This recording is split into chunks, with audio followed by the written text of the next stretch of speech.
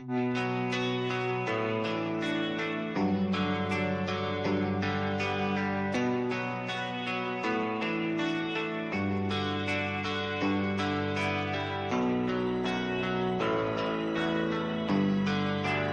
are you feeling? How long have you been here? 3 months, May 17th. And what brought you? That's difficult to answer.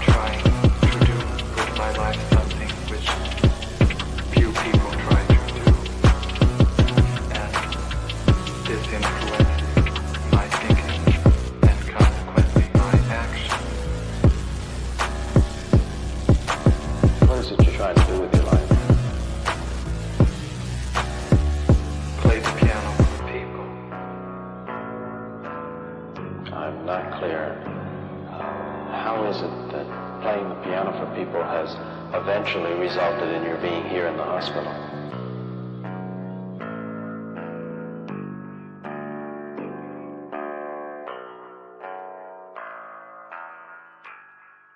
That's difficult to answer.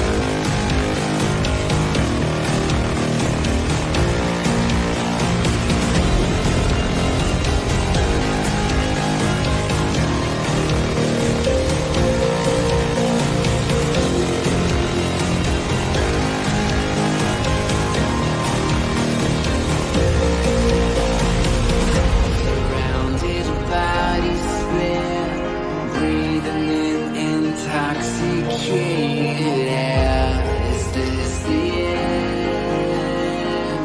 Is this the end? There's a noise inside my head of crying people facing death. Is this the end? Is this the end?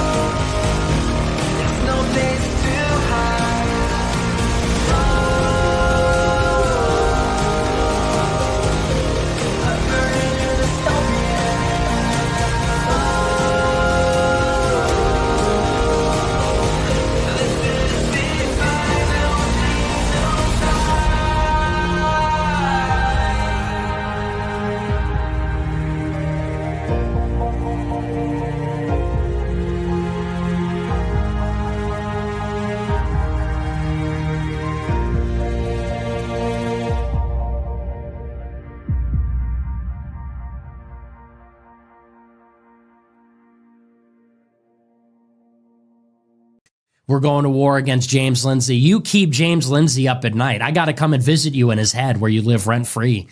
I got to come and visit Carlin. Knock, knock. We're inside James Lindsay's brain. We're inside Chris Rufo and James Lindsay's brain where she has taken up a residence there permanently. And she's performing. She's doing shows there. She got a 10-year contract to do her talk show. No, but thank you very much. You're right. The left is going to come back pretty hard. Empire. He's calling out cults and conspiracies wild, Gnostic sex cults and theories compiled. But one question's raised and it's blocked on the spot.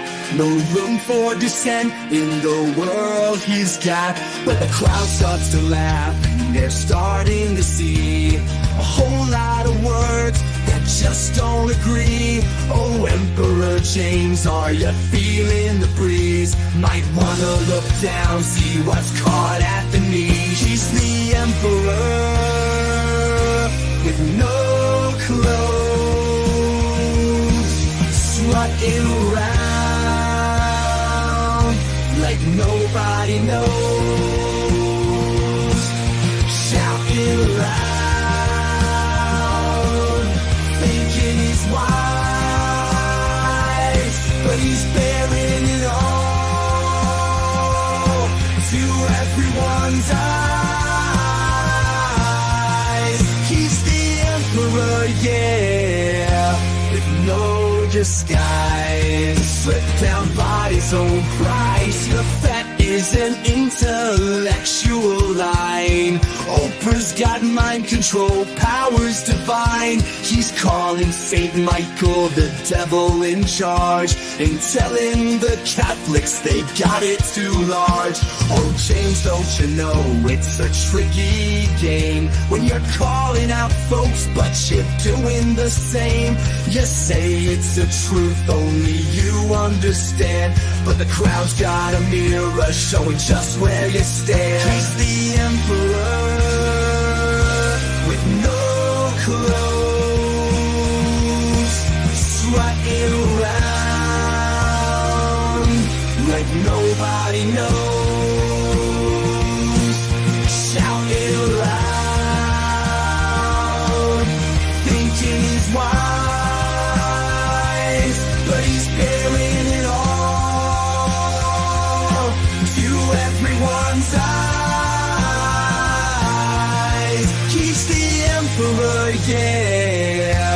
with no disguise, stripped down by his own pride.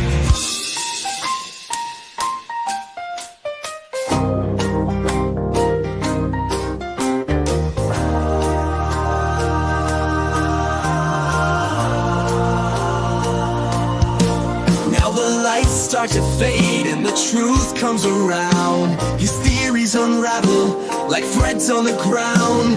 The court starts to giggle, the people all cheer, for the emperor's naked, the truth's finally here. She's the emperor with no clothes, strutting around like nobody knows, shouting loud, thinking he's wise,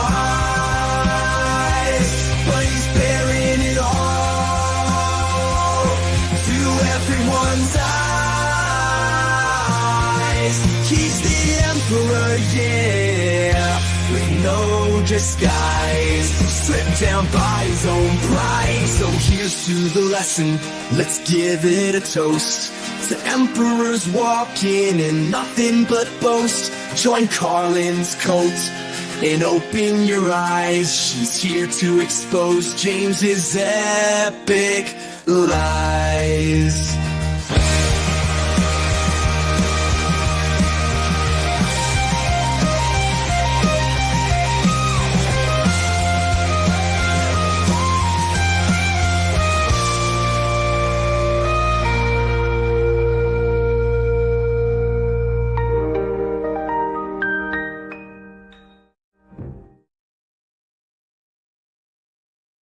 Like, Okay, that Well, that you no know, one asked. you sound- Literally yeah. nobody asked. So what do hi, you mean? Carolyn. What do I sound like? Hi, Hi. sorry. Daisy, I was trying to track you down so we could gossip. Let's saw- go. I saw your- I Let's saw your gossip face. with, I was like, with, yo. Carlin. Yeah, so Oh. did you see James's post about me last night? I don't keep up with James, but I'm not. I am not surprised Dolphins that in here, he bring him probably up. talks shit about you. Oh, James called me an abusive psychopath last night, and then he said that if I wasn't such an abusive psychopath, that I could be 10% the activist of Chris Rufo. And then Colin Wright chimed in and said I was a narcissistic sociopath to the extreme. And then Constantine Kissin said I'm a 100% psycho. all so in the they're, same so thread. They're ganging up on you. I know, it's so great, isn't it? And to be fair, she does beat us. I just want to point that fact out. Shut the fuck up, Kino. Yeah, no one asked. Yeah. So I just wanted to get your take on that, Daisy. Do you agree with James that I am an abusive psychopath? No, I mean, from what when I did talk to James, I will say what he has said about you is definitely not what has been portrayed, like the way that you act. I know, right? Because James is interacting with people who are psychotically like obsessed with me, and so he's the only one that's actually like Well, they're the only ones he's first talking to about of me. all, I'm probably gonna get shit for this, but James is so definitely Shut don't the fuck hear, up, like, Ray. the We're other side gossiping. talking. he is heavily influenced by his wife, and his wife is very nice. I won't give him, I won't take that back. She's a very nice woman. I'm sure she's lovely. She's lovely, but she's wrong. She's fucking wrong. How the fuck? Why is James's wife even talking about me? I don't even know James's. I don't even know who that's James's what. wife Hey, is. hey, why do any of us know who James? Why do we know about his wife? You know why? Because he's influenced. But I don't even know who she is. Like, does James's wife secretly watch me? I do, and James knows. And James knows who she is. Heather Wait. Lindsay. I had. This is the first time I've heard her name. Honest to God, I have no idea who she is. I shouldn't have said that. Well, that's be okay. fair. That's all right. We won't. Damage is done. Yeah, it won't go any further than the entire internet. So James's Yeah, wife the doesn't like entire me. internet. Okay. All right. Wait, Hey, now to it's be all fair, coming she's a together. very nice- James's she wife is a doesn't nice like lady. me. All right, but she is wrong. Okay, she's wrong. I don't know how she has any sort of opinion, though. I didn't even know who she was until 2 seconds ago. Like, how long has James's wife been watching me? How long has James's wife been gossiping about me? Like, truly. And I'm not gonna say how long, but Are you it's been a serious? while. Are you serious? Hush! Are Stop you it, Carlin! kidding me? Stop it, Daisy, you're not making this up, Daisy. You're not doing this just to fuck with me, are nigga! you? I'm not making shit up. I have Are you serious? seriously no. James's wife is obsessed with me. Oh my god. No, that's not completely true. No. No.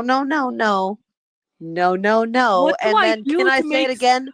No. But what do I do to make people get obsessed with me? I don't understand this. Like, there are so many people on the internet who live to talk about me all. I don't get it. Like, and I like I said, I didn't even know James's wife was paying attention to me. Does that mean she's the proto MILF for Liberty? Maybe. I wonder if James's wife hate watches all of my streams about James. No, she doesn't. I promise she definitely doesn't. That's okay. Like back it up. Back it up. She doesn't do that. I'm not talking like that.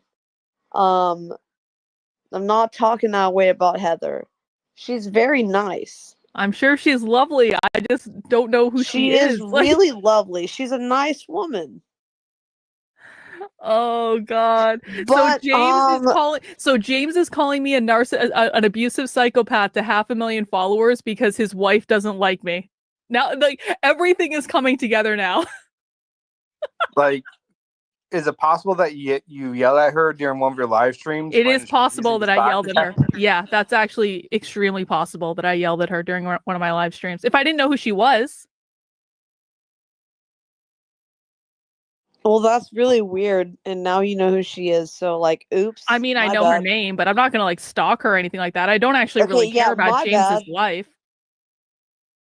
I just want James to be accurate in his like portrayal of information to the internet. That's all I've ever asked for. I don't care about James's wife. But that was not fair. That was actually like a really bad thing. I should not have said her name, Heather. Don't worry, We're not gonna say Heather. Listen. I should not say her name.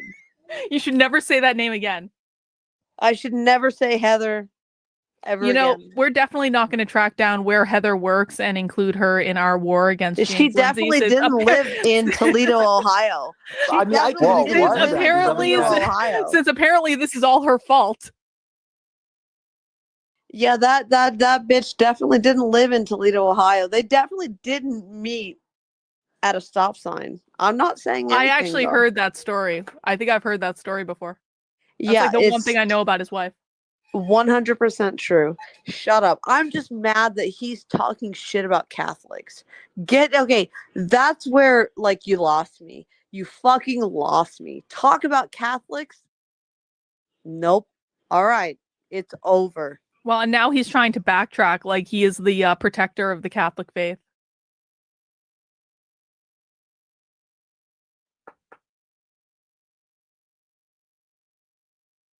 All right. Apparently that's all the gossip. I don't know. I don't have anything else. Daisy, do you have anything else you want to say about James or his wife or anyone else? How they met in Toledo, Ohio at a stop sign? Oh, okay. What intersection are we talking about? Do you know the intersection? No, to be fair, I don't.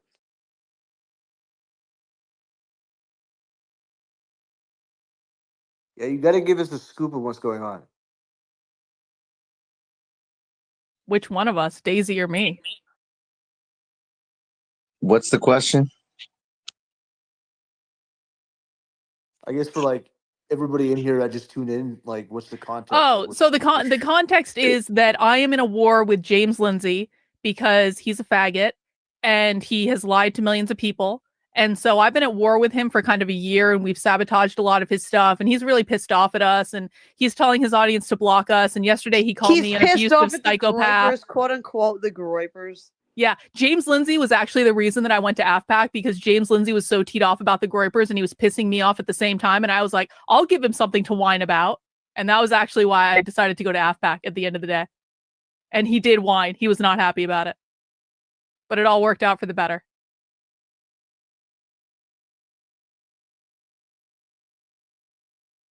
That's all. That's the backstory. Yeah, what's his account on X? Conceptual James. He got in trouble last week because he was last week he said that Archangel Michael was Satan and that Catholics were worshiping Satan because of Archangel Michael Day when Trump posted the prayer on Truth Social. James was like, someone has to warn Trump. Someone is infiltrating the Trump campaign. Trump is really worshiping Satan. I swear to God. And this guy is lifted up by Turning Point USA, Moms for Liberty, travels all over the place, preaching in churches, even though he's an atheist.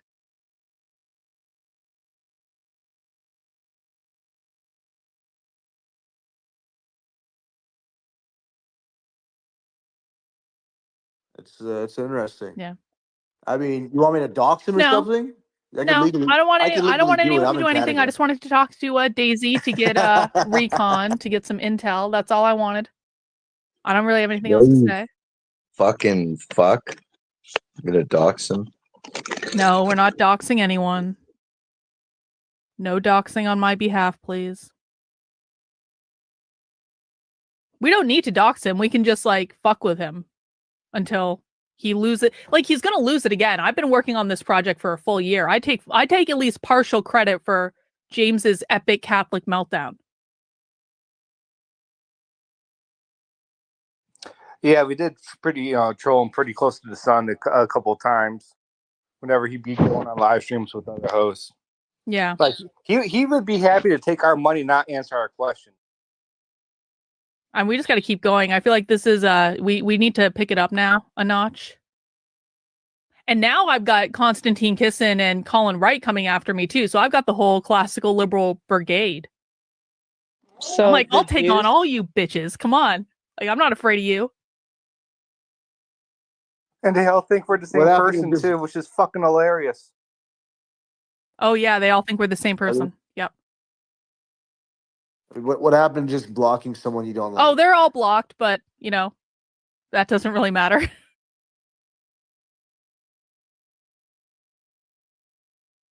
James has people who stalk me and watch all my content so he can put out clips from my content on the internet before me. It's crazy. I heard the opposite, but well, wait, seriously? They how is that even possible? I've never put who else is doing the type of content? Like when have I ever put out a clip of James' I mean, I content? agree with you because I do believe that his Protestant like nonsense is it's working its own way. No, this is provable though. Melanie Bennett was watching my content and then she would clip my content literally as I was on the stream. She would clip the thing that I was watching as I was doing commentary on it. Are you telling me that people gaslight? Well, yeah, a little bit. Is that a joke? Yeah. Yeah. Oh, that's exactly what I'm saying. You're being gaslit? That's funny. I'm being gaslit, exactly.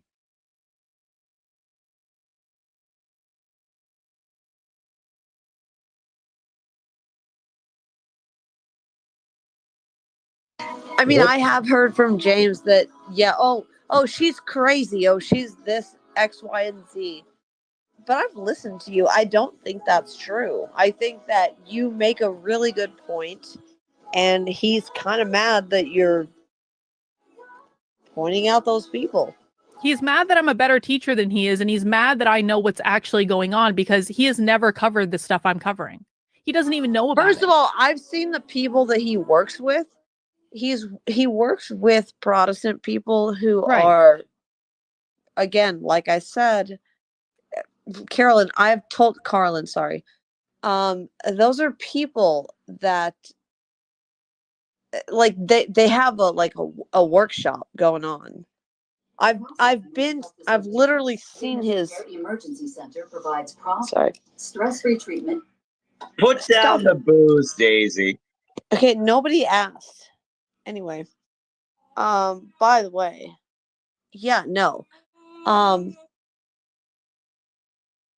what has James said about me, Daisy? You seem to be in a sharing mood. What has he said about me? He just said you're crazy. Like how? He just said you're crazy. He just said that, like, I don't think it's appropriate to talk about exactly what he said about I you. think you should. but- I think it's exceptionally No, appropriate. I think don't. there has. I kinda It has. don't There want- has. I would love to, like, never been a discuss this. more appropriate time in our lives for us to have this discussion, Daisy. Carlin, this is not the place. It is This the place, not- though. It's a Friday night space. What could be more appropriate than this? He just said you're crazy. He said that you wanted to have sex with him, and that That's you're not. crazy. That's a fucking joke. You know what? Okay, That I ca- believe do- that now do that I do- know you. Do you know what that came from? That was like So I was talking to this guy for like 6 to 10 hours a day every First day. We of were doing a lot all, of stuff. Hang on. as a friend of James Lindsay, I definitely know that that's probably his problem, not yours. Well, no, but I want to tell this is what happened. So I was talking to this guy who later turned out to be a narcissistic, like an actual narcissist, like for real. And Do you know that everybody in their right-wing sphere is fucking each other, by the way? Oh, everyone's having sex. I am All very of well those aware. people are insane. But this was They're just all a joke. It fucking was insane. But it was literally a game of fuck, marry, kill, where we were playing a game of fuck, marry, kill, where he said like who like I don't even remember who it was. It was like James Lindsay, Chris Rufo, and I think like Dave Rubin or something like that. And I said like, oh, I would definitely fuck Don't get me James because started he has a on giant Dave sword. Rubin. That's the gayest That's thing a I've whole ever other heard. thing. But this is what happened. Like I said, oh, I'd absolutely fuck James because he has a giant sword, and that became like an inside joke. And like there were like not do that. No, That's but it was just like gross. it was an inside joke between two people, and then screenshots were shared. And they're like, Carlin was trying to seduce James. Like, when the fuck did I ever try to seduce James? I could have on several occasions if I actually that's wanted now to. apparently that's like a thing, I guess, on the right wing. Everyone's like, Carlin tried to fuck James. No, I It's like, didn't. When? Well, I believe you. I believe you. I fucking knew it. I fucking knew they took this seriously. What morons.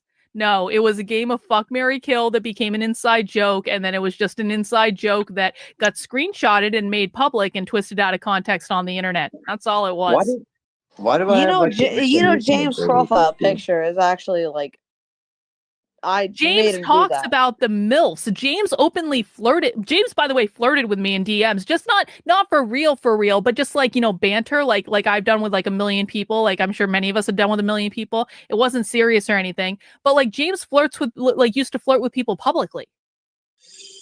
Yeah, you flirt with a million people. That's normal. Well, I'm not saying flirt. I'm saying Bro, like this just is like X. lighthearted banter, like happens in any space, bro. Calm down. I don't think I've ever been more calm listening to you and Daisy go back and forth. Wow. So James More thinks calm. James thinks that I tried to seduce him when I've literally only talked to him twice in person, and I provably didn't try to seduce him either time. Wow. Hey, T-Baggins, you see what you got? You see what you got going on? Hello? Hi. What? Carlin, Hi. welcome. No, I'm just listening.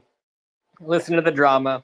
James Lindsay What a bashing, let's go. moron. My God. So James thought every time I was sending him news stories that I broke and stuff like that, I was really trying to get into his pants. Oh my fucking God. Stop. What a I can't even. Yo, Carlin, what do you think of Corey DeAngelis? I remember seeing a post about him. All right. That's enough. I know that's a long clip, and I know people had to sit through all that, but I really think that's in very, very, very, very, very important context. For those who hadn't heard it before, for what we're going to be talking about today, that particular clip is very important context. Because listen, and I really do mean this when I say this, I don't give a flying flip what people do in their private lives. I don't care who is fucking who, in what way. It makes no difference to me at all. And this is actually more relevant in the arena in which I play, because I learned very early on, after I got booted into politics almost unwillingly, conservative politics no less, that everyone is fucking everyone. Okay, maybe not totally everyone. Maybe I'm being a little hyperbolic, but you go to something like CPAC, there's a lot of things happening in private rooms at CPAC. There is, I mean, hookers and blow. It's a real thing. And, you know, despite the reputation that some people think I have, I'm actually a pretty boring person overall. I am actually really boring. Like, I'm not motivated. I'm not interested. Like, like any number of things. But for some reason, even though I didn't do nothing, literally, I've had this rumor been spread about me for years from James Lindsay. He has been running around telling people, and you just heard the recording where I kind of knew it, but it was confirmed for me on that clip that we just listened to. He was running around literally for years telling people I tried to fuck him. Now, I did do a previous stream a while back that you can go back and watch, in which I literally scrolled through every direct message that I ever had with James Lindsay, either me messaging him or him messaging me, over the course of something like 3 years. And I scrolled through every single one so everyone could see like 100% of our communication. I don't have James's phone number. We weren't texting or anything. And in that entire series of direct messages, there was not a single heart. There was not a single kissy face. There was not a single invitation out for drinks. I've only met James in person like 3 times. I'm sorry, 3 times in my life. The first was at CPAC in 2021, where we sat out on the hallway and just, you know, it was right after I broke the Coke Be Less White story, and we just talked for like 10 minutes, and then we went our separate ways. Never saw him again for the rest of the event. The second time I saw him, I believe it was in June of 2021, when I went to his event in his like first in-person like workshop in Tampa, Florida, and I took his workshop for a couple days, and he and I saw each other in the hall, and he said, "Thanks for coming, Carlin," and I said, "Hey James, this has been really great," and we took a picture together, and that was it. I didn't even have a cocktail with the guy. Didn't try to do nothing. And the third time I saw James in person, I believe it was October of 2021, where he and I were both on a panel at a conservative conference together. And I sat right next to him on the couch in the green room backstage, and I was knitting, and he was just sitting there hanging out, and we didn't even really talk. And that was it. So I was a little bit surprised to learn that James has for years been spreading this rumor that I tried to fuck him. And he did it, of course, purely to discredit me, because why else would you do that? There's no evidence that this ever happened. There's no communication that James can show people to say, look, Carlin was flirting with me. Like, none of this exists at all.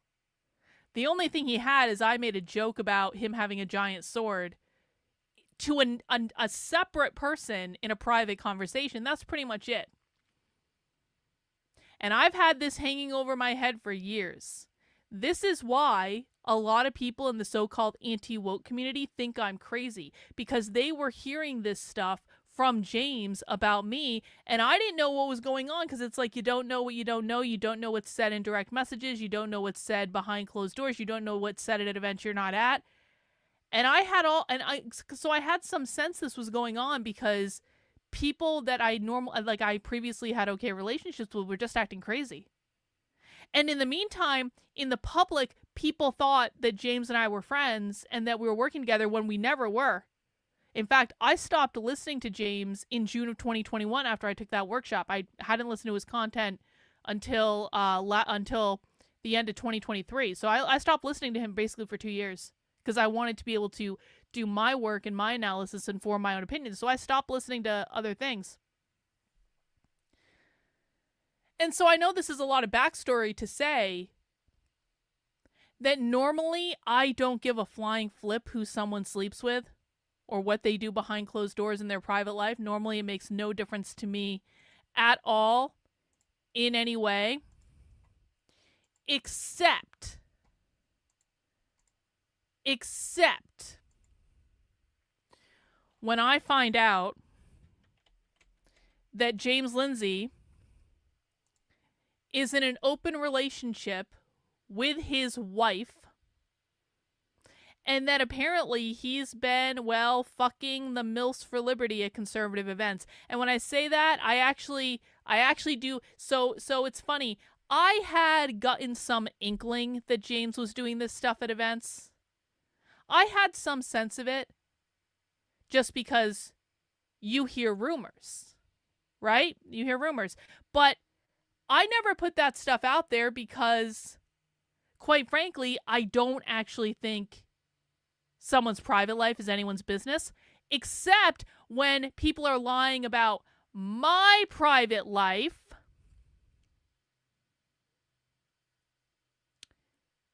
And they're doing the things that they're accusing me of doing. Isn't it funny? Isn't it funny?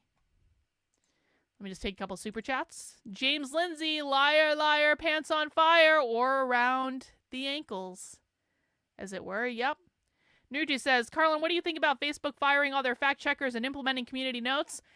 I appreciate the super chat, Naruto. I don't really care. That's the honest truth. I think it's more proof that Trump is an establishment-approved president that isn't going to do anything of value. Appreciate the super chat, though. Maybe we can talk about that more another time. Oh, yeah, isn't this beautiful? Beautiful. So,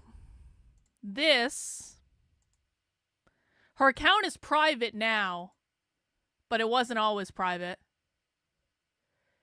This is James Lindsay's stepdaughter.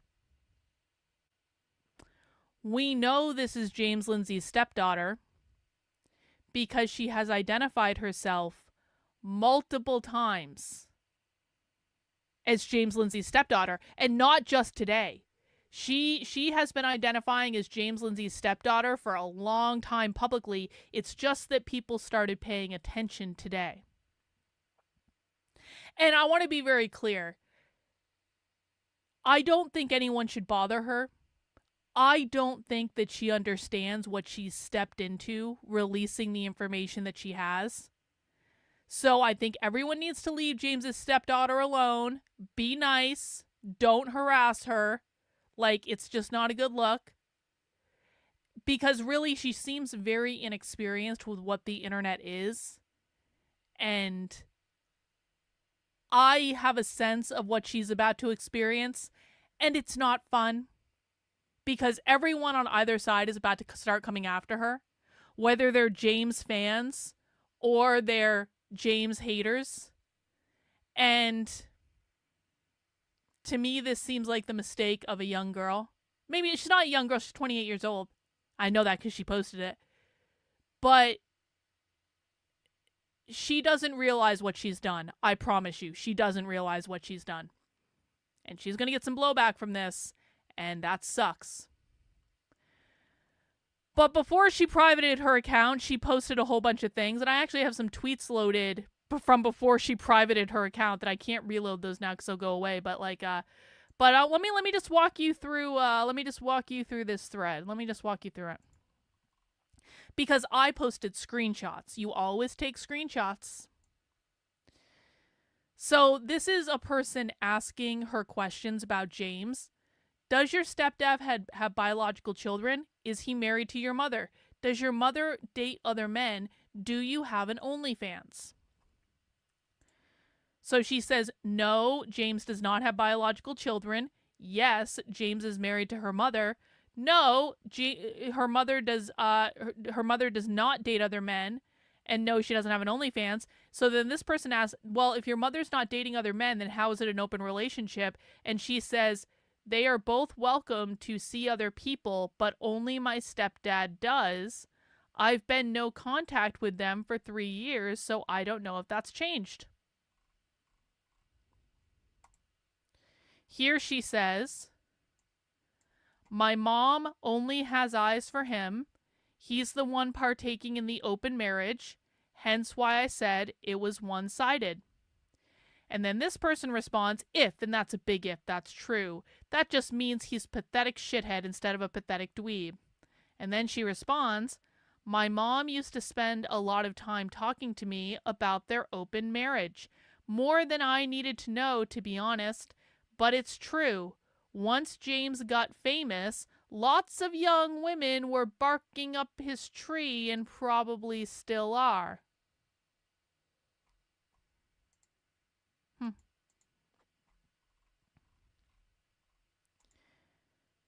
This person retweets her and says, this is James Lindsay's stepdaughter, by the way.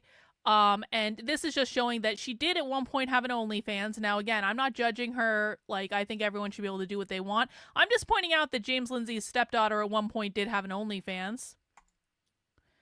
This person says, James Lindsay placing his ear against the bedroom door listening to his wife's carnal oinks and squeals, then retweeting to the bathroom for another sad gooning cess, and she responds, he's the one seeing other people, not my mother. That's what I meant by one-sided.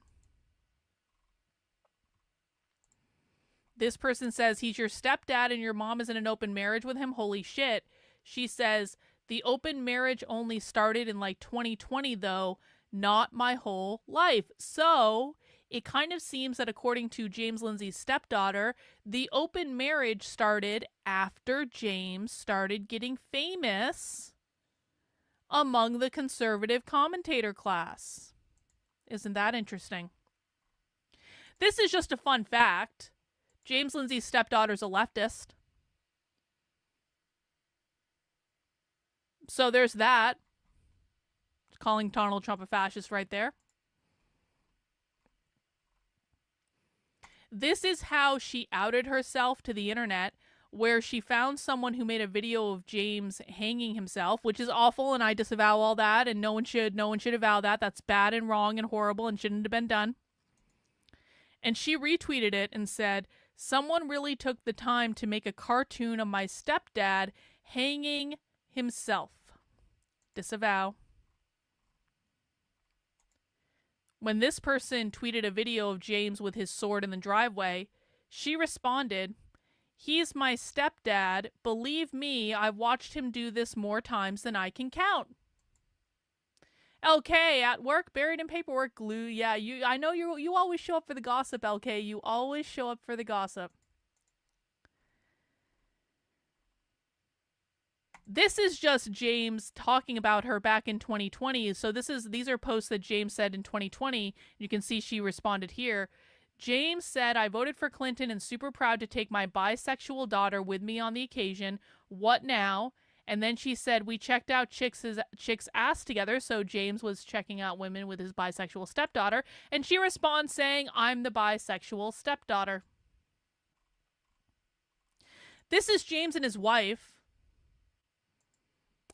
And this is going to become relevant in a second because I'm going to show you a picture of the stepdaughter. And so I want you, we'll switch back and forth. The stepdaughter has posted a lot of selfies to Twitter. And the stepdaughter kind of looks like the wife, which would make sense. Now, have I seen a picture of the stepdaughter with James or with James's wife? No, I haven't. But I have seen a picture of James's stepdaughter, and you will too in a moment, and I have seen a picture of James's wife, and they look alike. And she keeps saying that this is her mom and this is her stepdad.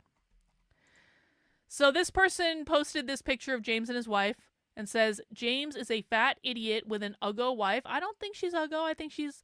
Besides the fact that James Lindsay's wife apparently hate-watched me and told James not to like me, you know, she's not... I mean, she's horrible for other reasons, but not for that reason. And then the stepdaughter responds, so that's my mom. Not really sure why you think this would be okay to post. Diss James all you want, but this is inappropriate to say this about her. James's stepdaughter seems kind of autistic. This is one of the funniest things. So, and this is why I kind of think, like, I believe that this is James's stepdaughter. And I think I actually have this pulled up. Yeah, so I have this pulled up.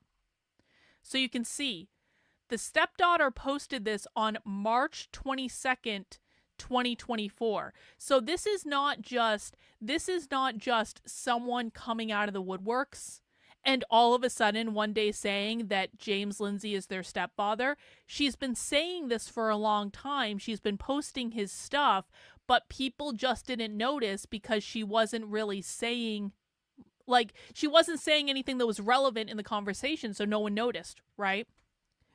So this was on March 18th, 2024, James is on Joe Rogan, and she starts responding to that. And she posts this picture of Queering the American Child and says, "This is the book he co-wrote. I truly don't understand because he was always supportive of my being bi." And that was almost a year ago that she first started saying this. Rottweiler, thank you for the member chat. Oh my fucking god, LOL. James Lindsay is starting his Nick Rekieta arc after being the paragon of decency for the MILFs. This is the best karma I've seen in a while. Isn't it delicious? Isn't it delicious? Isn't it delicious? Has anyone ever been more vindicated than me and Nick Fuentes? Has anyone ever been more goated? Come on. And again, had James not spread rumors about me doing things I didn't do, I actually wouldn't really care about this. It's not relevant to what I'm doing. I don't care about people's sex life, except when people drag me into their fucking sex life. So, because James insisted on dragging me into his sex life years ago by spreading rumors about me that I tried to fuck him when I never did, now we're taking that victory lap. And I don't feel bad about it at all in any way. James has earned this. This is another post from, you can see, Britta Bongwater, which is an interesting name. You can see that is her Twitter name. So 10 months ago, I went no contact with my mom at the end of 2021, and he stopped talking to me when I did, referring to James. My sister went no contact with them both before I did. In my opinion, from what I've observed and know about him, is he follows where the attention and spotlight goes. I'm bisexual, and he was always supportive.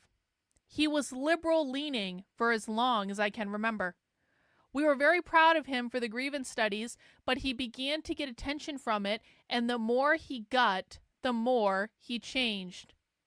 He has genuinely become one of those people he used to make fun of. I don't believe that he really believes anything he's saying. I think he knows if he uses big words that conservatives like, they will flock to him and praise him because he sounds smart. Has anyone ever been more vindicated than me? This is James Lindsay's stepdaughter posting this 10 months ago. She's got his number, by the way. She's absolutely got his number because this is exactly correct. I've said a million times, back in 2020, back in 2021, James was awesome. I dedicated the last chapter in my last book to him because he was awesome. Because he was hustling harder than anyone else. He was doing so much. His content at that time was very, very good. And then I stopped listening to him in June of 2021. I stopped interacting with him and listening to him, except for every once in a while. But really, I was focused on my own stuff. And that's when it all went downhill. James started sucking at the end of 2021. And then we weren't paying attention to him up until the end of 2023 when we woke up and realized just how much he sucked. So she's got his number, and that's exactly the timeline that I've been presenting on James from the beginning. So I said we're going to go back to this picture of James's mom. Or not James's mom. Wow. James's wife. Her mother. James's stepdaughter's mother. Okay? So this is James's wife. before she privated her account, we had access to her selfies. That's the person purporting to be James's stepdaughter. James's wife, James's stepdaughter. James's wife, James's stepdaughter. So I'm just saying, maybe this is a crazy person that's making this up. Maybe this really isn't true, and this person has been posting on the internet that they are James Lindsay's stepdaughter for almost a year, because we can go back and find this post on March 22nd, 2024. Maybe this person is just part of some elaborate, long-planned ruse. But I think that this person looks an awful lot like James's wife. And she seems to just have a nuanced understanding of James that tracks with things that I've been saying for a while. And I just find it hard to believe that this is some sort of hoax. Dragon Ball says, what about his tweets that condone some porn is great, the rare good stuff, the amateur porn freedom? Has he commented on those? I don't know, Dragon Balls. That is a very good question. Thank you for the super chat. Reagan says there was a post she had where it was a group text with her and her uncle, and the uncle's last name was Lindsay. That was months ago. She's real. I didn't see that, Reagan, but I'll take your word for it. I do actually, even though she's privated her account now, I actually follow her on Twitter, so I do still have access to her stuff. Because I followed her before she privated her account. Because obviously I did. And I think this brings up some other questions, too. This brings up some other questions. For example, now that we know that James has been in an open marriage since 2020-ish, according to his stepdaughter, I think this brings up some interesting questions about some other things that have happened. Take, for example, Lisa Logan. We have covered Lisa Logan's insane ideas on this channel. Lisa Logan is a woman that has hung out with James Lindsay a lot. Lisa Logan and James Lindsay are like this. Lisa Logan is like tweeting all these crazy threads, and Lisa Logan is the person that popularized the Oprah, United Nations, New Age, Gnostic sex cult conspiracy theory. And then she convinced James of that, and then James started pushing the Oprah, United Nations, WEF, globalist, Gnostic sex cult, New Age conspiracy theory. That all came from Lisa Logan. Funny thing happened a couple months ago. And the timing of this post is interesting because I happen to know that Lisa Logan posted this on Twitter not long after she got back from an in-person event that she did with James. I'm pretty sure in Utah. It was like in Utah or Colorado. It was one of those states out west. And there was a movie premiere for a movie that that included Lisa Logan, that included James Lindsay, that included like Logan Lansing and a couple other people. And so they all went to this in-person event together. And not long after Lisa Logan was with James Lindsay at an in-person event, Lisa Logan posts on Twitter, I'm going to be taking a very long break. My family has expressed they need more of my time and attention, and that's what matters the most. Thank you to my almost 25,000 followers. I'm going to leave this up here. Did something happen at that event for Lisa Logan to just one day up and quit this thing that she's been doing really by James's side for, what is it, at least a year or two now? Did something happen? I mean, I'm sure everything was fine. I'm sure they were very They acted with propriety. I'm sure nothing actually happened. Just curious. It also brings up this. Do you remember this? Does everyone remember this?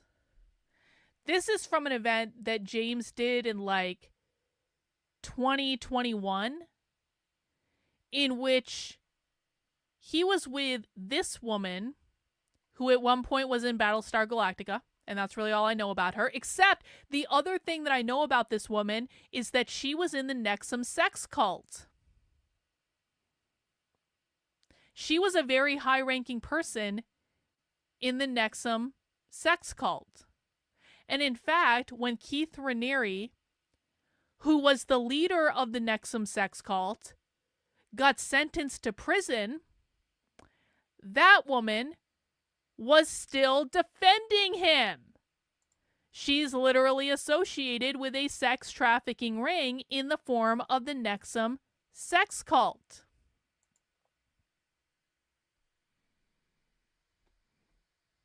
What's going on? I'm just saying, this isn't the only picture they posted. I couldn't find it in time for the stream, but there's another picture in which she has her legs over top of James's legs at this event. What's going on? I think it's also worth asking. James, for years and years and years, was making these jokes about how many groupies he had, the MILFs, how many MILF groupies he had.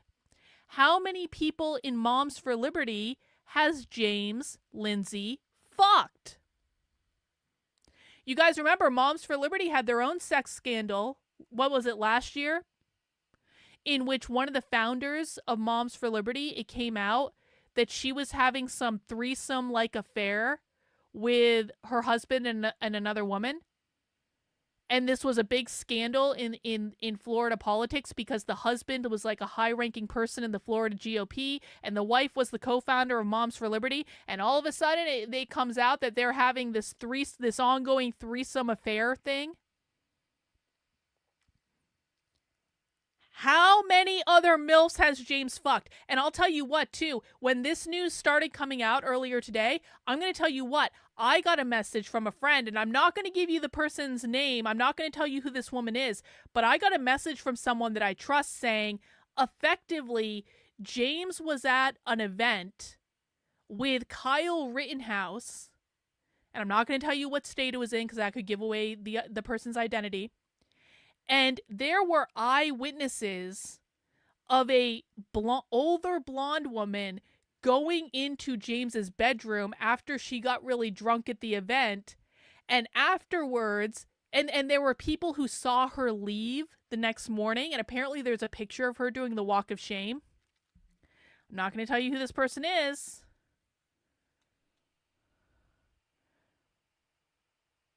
And I'm sure it's just alleged.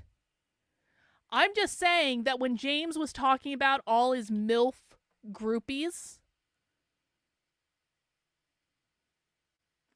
that it kind of maybe seems like he wasn't just joking and he is actually fucking the Moms for Liberty.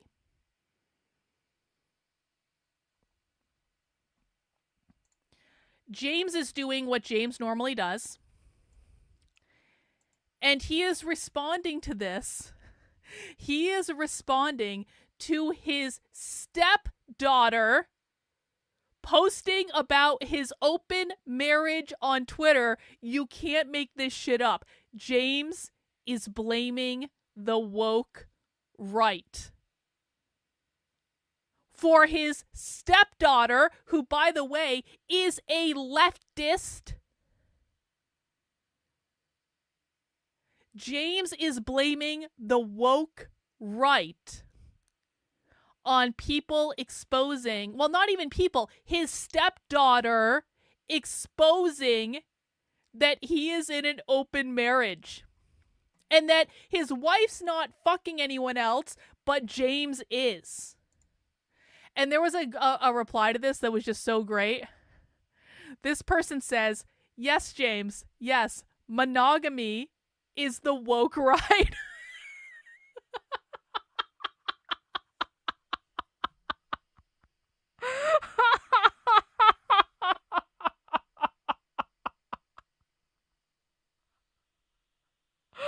I mean, come on. You can't. You know, it's all fun and games blaming the woke right on everything you don't like for weeks and weeks and weeks and weeks and weeks, and then you get caught in an open marriage revealed by your stepdaughter. It's all fun and games until something like this happens, and all of a sudden monogamy is a woke right value. Oh, yeah. Oh, yo, you're right about, I totally forgot about that. See, this brings up so many questions. Did James Lindsay fuck Christina Buttons? Did James Lindsay fuck Deb Filmon? How many other people has James Lindsay fucked?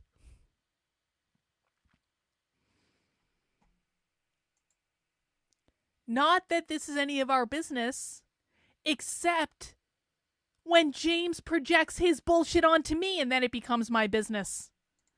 And James, of course, is also saying, the real victim in this whole scenario is James. Of course. He says, isn't it interesting that a contingent of alleged conservatives has made it an explicit priority to discredit me after I've done so much as I possibly could to expose and explain communism and its creep into the West? And to that I respond, James, karma is a bitch. Karma is a bitch motherfucker. Because you want to spread rumors about me that I did stuff that I didn't do for years? You get what you get. Karma is inescapable. It will always have the last word. And I've said this over and over and over and over and over again. I am always right about these people. Every single time I have called one of these people out on their bullshit, I always 100% end up being right, but sometimes it takes a little bit of time. Sometimes it might take a year. It might take 2 years, but eventually we always get there, and eventually I end up being right.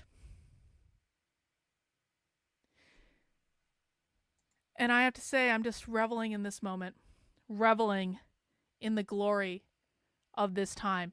I am the undefeated GOAT when it comes to calling out conservative bullshit artists or classical liberal bullshit artists, as the case may be. Where are my Carlin is right super chats? I had to endure a lot to get to this place. Has James tweeted anything else since we've been going? Yeah. They wanted to call me Ava Braun, but really, that's not what I am. I'm the other thing. Yep. Honorary $2 super chat. Thank you, Reagan. Let's just see. Has James tweeted anything else since this? You always got to go into the replies. The replies are the best part. Oh, he's retweeting awesome Jew. James is responding to this by retweeting something about a groiper. I don't know who that guy is. But of course, James has to be responding. This person says, you tried to declare yourself the arbiter of polite society on the right. It was always doomed to fail and blow up in your face. And James says, well, I'm far more decent than many of you, obviously.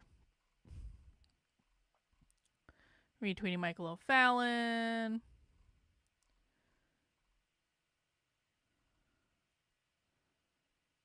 I don't know who that is. No, so James is doing his very best to not comment on it. But I want to thank James's stepdaughter. I want to thank James's stepdaughter for sharing with us this piece of information that we really didn't need to know. We really didn't need to know this piece of information, and yet I'm so glad that we do know this piece of information because it just explains so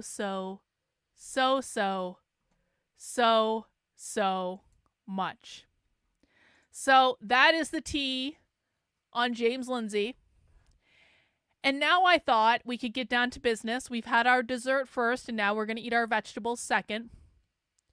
But I have a fun thing that we're going to do today. So in honor of James, I wasn't originally going to do this today, but it's just too perfect. We just have to. We have to do it. In honor of James, we are going to be doing a live recording of an analysis for the Counter-Revolutionary Book Club, which I've just started. And basically, this is where we're reading the most dystopian leftist texts we can find that have influenced queer ideology, that have influenced gender ideology. And it just so happened that the next thing I had for us to read on the book club list is called Polyamory and Queer Anarchism, Infinite Possibilities for Resistance. And I was like, you know what? This is the universe smiling at me and saying, read the polyamory text, Carlin. Like, do an analysis of the polyamory text, because James Lindsay, with his open marriage, or his one-sided open marriage, according to his stepdaughter, has basically queered his own marriage. So why don't we just get into this? So if you haven't yet learned about the Counter-Revolutionary Book Club, this is something that I just started because I have a long list of queer anarchist documents that I need to analyze for a project. And so if I have to do something, I'm going to bring you guys along with me. Thank you, Suzanne, for the Carlin is Right super chat. I appreciate it. The Counter-Revolutionary Book Club actually exists as a standalone podcast. You can find it via my Substack, Carlin, KARLYN.substack.com. If you appreciate the work I'm doing, exposing the radical revolutionary far left, teaching you about their ideology, decoding their language, stuff like that, please make sure to sign up for a supporting membership of $8 a month, $80 a year on the Substack. Unlike James Lindsay, who is funded by big organizations like Moms for Liberty and Turning Point USA, I am 100% funded by you. I am funded via small donations. So the only way this stuff gets done is if people choose to support it. So we are working on a project, and you can find out all this information by going to the book club link in the Substack. By the way, the Counter-Revolutionary Book Club is now available on Apple Podcasts and on Spotify. So only a couple episodes so far, but you can go and sign up on those if you listen to your podcast on either of those platforms. You can find them there. Well, then stick around and learn something. Less talking, more listening. It's going to be your best friend, I promise you. So what we're doing for this, and you again can find this document in the book club section, is I have a list of some of the most influential dystopian documents that queer and gender activists on the far left are using in terms of influencing their perception of the world, influencing their strategies, stuff like that. And what we're doing is we are going through this list and we're basically reading it. And you can read in advance. We've already done Toward the Queerest Insurrection by the Mary Nardini Gang. You can find that on the podcast now.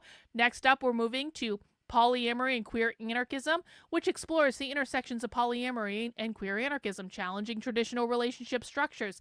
Essentially, and I'll read the cliff notes of this, it proposes polyamory as a political act against capitalism's commodification of relationships, and highlights how polyamory and anarchism share a rejection of hierarchical values. One of the things the far left is trying to do is, of course, queer the nuclear family or abolish the nuclear family. Their alternative to a nuclear family structure is a polyamorous family structure where there is not monogamy, at least not between only two people, where it's a more inclusive type of household. And this is part of the reason you're seeing polyamory show up everywhere. It's not that every polyamorous person is a socialist, but a lot of socialists are polyamorous because it is a fundamental rejection of the normative values that uphold the nuclear family, because they believe that they need to abolish the nuclear family in order to abolish capitalism, because they believe the nuclear family is quite literally the reproduction mechanism of capitalism. And so that's why they want to engage in polyamory, because it is a rebellion against the system. It is a political act. It's not necessarily about like lust or any of those things. It's not about any of the things you think it's about. It is part of their queer identity to rebel against what is considered to be normative, Normative in this case means things that uphold capitalist values. And so what we're going to do is we're going to read this document, or I'm going to have the AI read it for us. Let me set up the sound. And we are going to do an analysis of it. So that's what we're going to be doing for the rest of the show today, guys. I hope you'll stick around and maybe learn something about the radical revolutionary far left, because this is, if you like dystopian texts like 1984, Brave New World, Fahrenheit 451, all those things, this is real life dystopia. This stuff is happening in the real world right now, right in front of us, and that's why we take the time to read it, because this is crazy once you actually get into it. Couple super chats before we get started. Just found out Adrian Dittman is going to be on Alex Stein tonight. Well, that's interesting. I guess we'll maybe see how that turns out. Thanks, Naruto. And Grandma Nay says, Carlin was right and I have extra money because I quit smoking a month ago. Super chat. Hey, thanks, Grandma Nay. I appreciate you sending your extra money my way. All right, everyone, please make sure you mount the like button. Please make sure you are subscribed to the channel if you are not already. And we are going to have my wonderful AI plugin read this document for us. Again, this is called Polyamory and Queer Anarchism, Infinite Possibilities for Resistance. And if you appreciate this type of content, please make sure you do subscribe to the Counter-Revolutionary Book Club, which is now available on Apple Podcasts. It's also available on Spotify. It's available pretty much wherever podcasts are. And of course, you can always find it on my Substack, Carlin, Karlyn, .substack.com.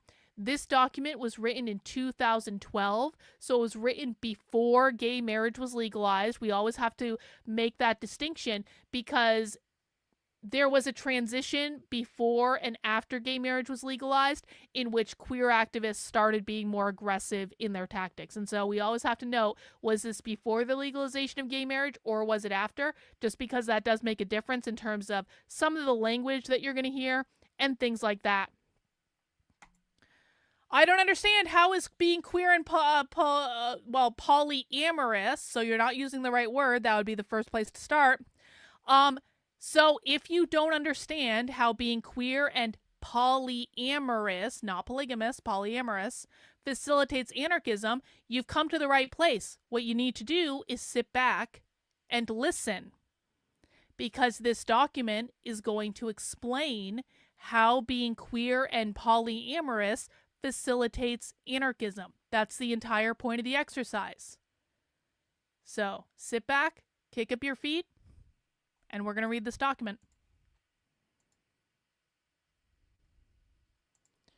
Let me see. We're not going to have a woman read this for us. We're going to have a man read this for us. Hang on.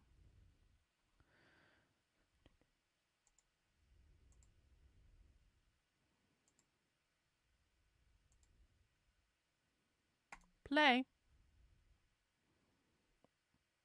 Notes, published in Polyamory and Queer Anarchism, Infinite Possibilities for Resistance.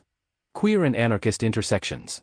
This article discusses queer theory's relevance to anarchist sexual practice and why anarchists might critique compulsory monogamy as a relationship form. Queer theory resists heteronormativity and recognizes the limits of identity politics. Okay, so starting right off, queer theory resists heteronormativity and recognizes the limits of identity politics. So this has two different parts to it.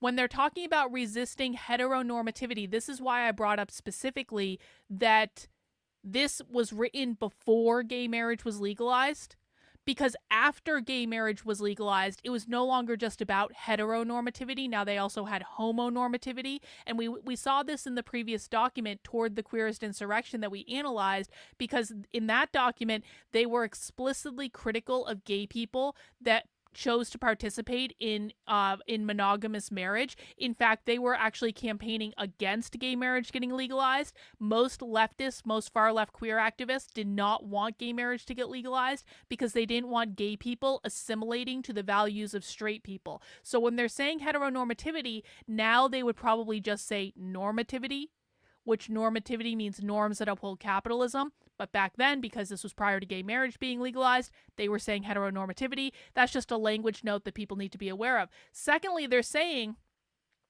they recognize the limits of identity politics, which sounds weird, right? Because these are far leftists. Don't far leftists embrace identity politics? Don't they engage in it?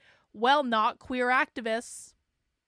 Identity politics is trickle down from the most far left ideas. And queer activists don't actually want to engage in identity politics because they want all categories eliminated. And we're going to be seeing this in texts we're going to be reading up and coming in this series when we get to the ideas of gender nihilism, beyond gender nihilism, which I think we're going to be reading, like probably like 3 or 4 weeks from now, something like that.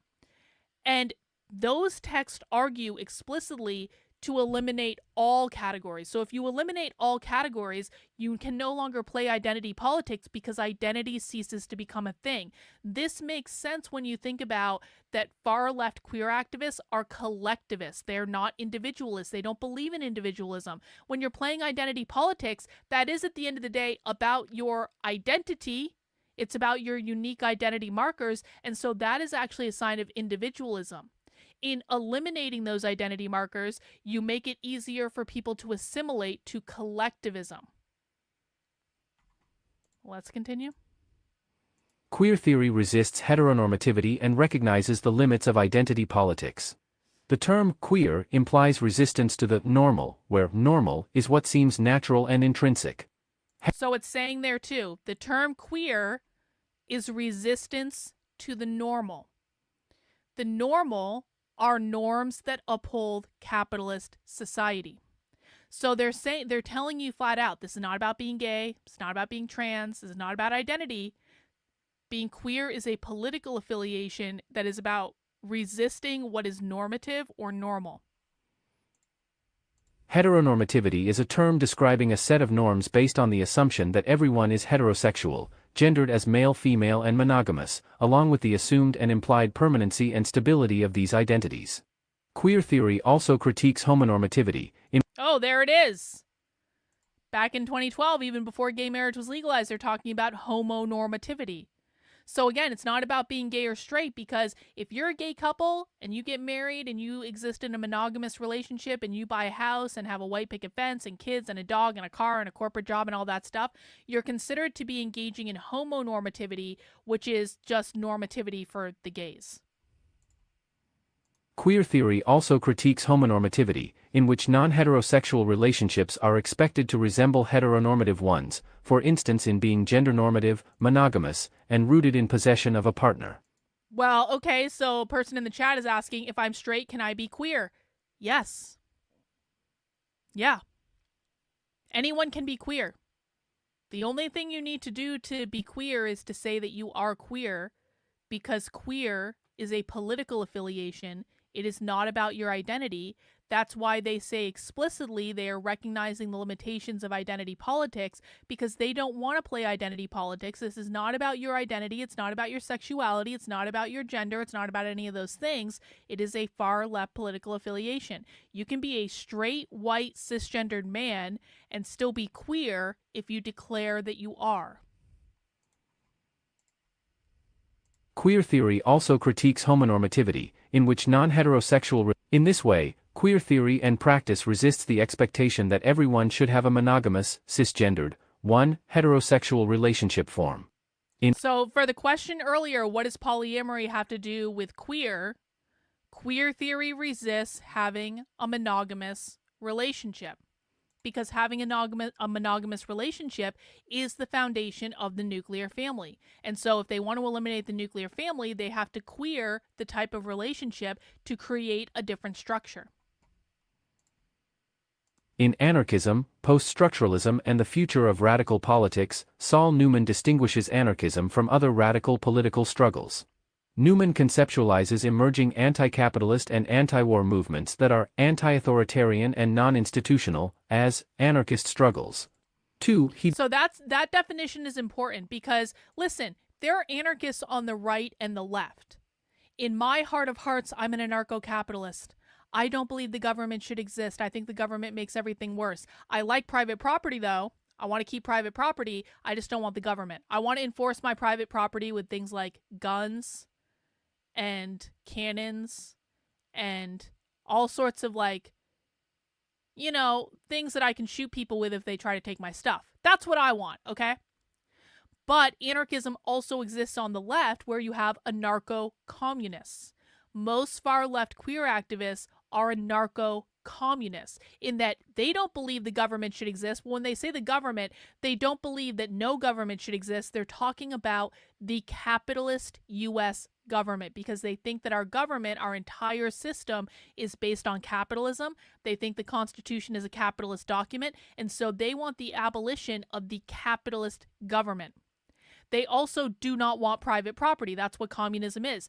They want to abolish all privately owned property. All resources belong to the collective. So in terms of understanding, as someone asked earlier, how does being polyamorous relate back to being an anarchist? Well, they're telling you based on their definition. They're saying that Saul Newman, and I don't know who that is, but apparently he wrote a book about radical politics. He is their reference. Saul Newman conceptualized emerging anti-capitalist and anti-war movements that are anti-authoritarian and non-institutional as anarchist struggles. Okay? So he's saying that if you're in one of these movements, if you are an anti-capitalist, anti-war, anti-authoritarian, you are an anarchist. He's talking about anarcho-communism because the only anarchists that are anti-capitalist are anarcho-communists because the far left defines capitalism as private property ownership. So we're not talking about anarcho-capitalists. We're putting them to the side. Those are the right-leaning anarchists. They're talking about anarcho-communists. So if we understand now that these people, the far left, views anarchism as an anti-capitalist struggle, and if they view monogamous relationships as one of the pillars that upholds capitalism via the form of the nuclear family, then to be an anarchist is to be non-monogamous, because to be queer is to rebel against the norms of the system. Does everyone understand what I just explained? They believe that anarchism is synonymous with anti-capitalism.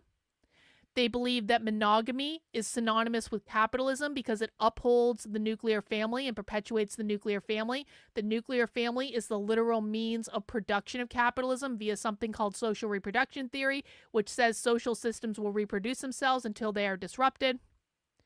If to be anarchist, an anarchist is to be an anti-capitalist, and if to be monogamous is to be a capitalist, then the anarchist must be anti-monogamy, which is where we enter polyamory, because polyamory is about being in a relationship with more than one person.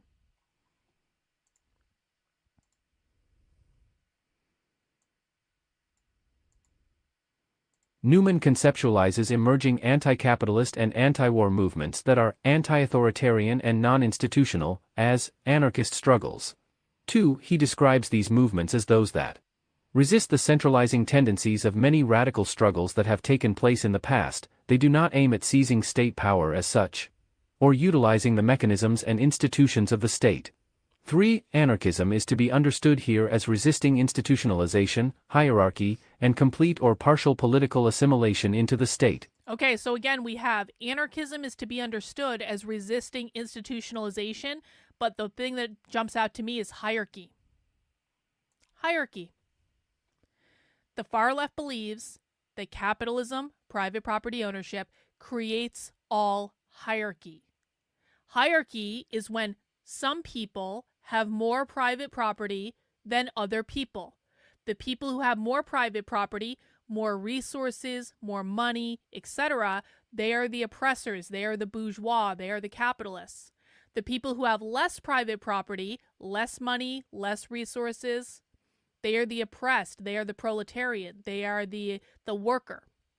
So that's a hierarchy. They believe that capitalism creates hierarchies when it comes to race, in that it fundamentally prioritizes quote-unquote white people over black people. But white in this case just means private property owner. It's not a reference to skin color, it just means private property owner. They believe that capitalism creates a hierarchy based on gender, where men have more power and more access to resources than women. That's what the patriarchy is. The goal of the far left is to abolish all hierarchies. It's to create equity. Equity means everyone exists on the same level. Everyone has access to all of the resources. So you're taking the capitalist oppressive hierarchy and you're flattening it out to create no hierarchy. All right? So now they're saying anarchism is to be understood as something that's about resisting hierarchy. That means resisting capitalism. Or utilizing the mechanisms and institutions of the state. 3. Anarchism is to be understood here as resisting institutionalization, hierarchy, and complete or partial political assimilation into the state. Newman also cites anarchist thinkers such as Bakunin and Kropotkin, who refuse to be deceived by social contract theorists, those apologists for the state like Hobbes and Locke, who saw sovereignty as being founded on rational consent and the desire to escape the state of nature. For Bakunin, this was a fiction, an unworthy hoax. In other words, the social contract is merely a mask for the illegitimacy of the state, the fact that sovereignty was imposed violently on people, rather than emerging through their rational consent. 4. He describes resistance to the state by recognizing its illegitimacy as a seemingly chosen form. Similarly, queer theory can act to critique biological discourses about gender and sexuality being natural, by pointing to its varying forms that are conceptualized in and influenced by historical and social contexts. Aha! Now we're starting to get into it. So here is where they're going to argue that capitalism created gender. Capitalism created the gender binary. The gender binary means men and women. And that it created a hierarchy with gender when it put men in the workplace where they had all the power and all the money, women in the home where they did the unpaid labor, raising the next generation of proletarian workers. But essentially what they're saying here is that gender is not a biological thing. Gender is a social construct or an arbitrary category that was created by capitalism. Similarly, queer theory can act to critique biological discourses about gender and sexuality being natural, by pointing to its varying forms that are conceptualized in and influenced by historical and social contexts. Queer theory asserts that sexuality as a category and way of identifying, thought to be biologically natural, is in fact socially constructed. Well, there it is, isn't it? They're saying it pretty clearly. Queer theory asserts that sexuality as a category, which they also mean gender, by the way,